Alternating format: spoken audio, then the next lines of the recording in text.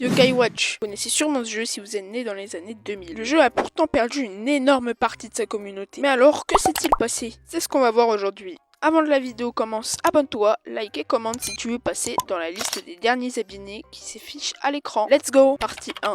Le phénomène Yokai Watch. Tout commença en 2013 au Japon avec la sortie de Yokai Watch 1 sur Nintendo 3DS. Et le jeu a rapidement conquis le cœur des Japonais. Les yokai, créatures de la mythologie japonaise, les ont séduits par la proximité avec ces derniers. Mais comme vous le savez sûrement, le jeu a dépassé les frontières japonaises et il est sorti en Europe et en Amérique. Les spin-offs comme Blasters, les peluches, l'anime et les mangas, tout cela fait de Yokai Watch une véritable franchise Nintendo. Partie 2.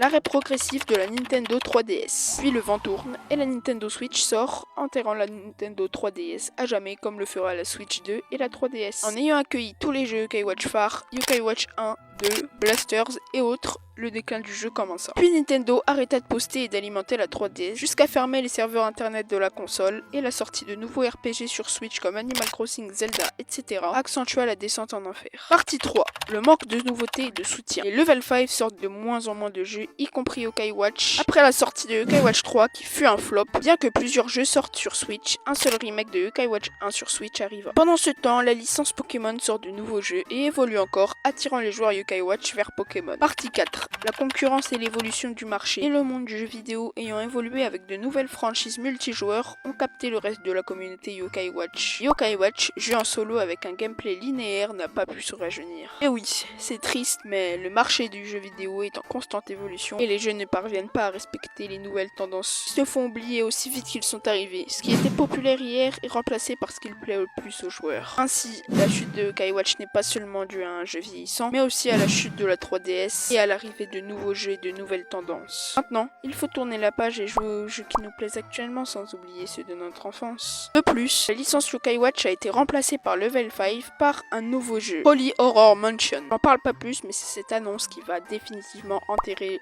la licence Yokai Watch.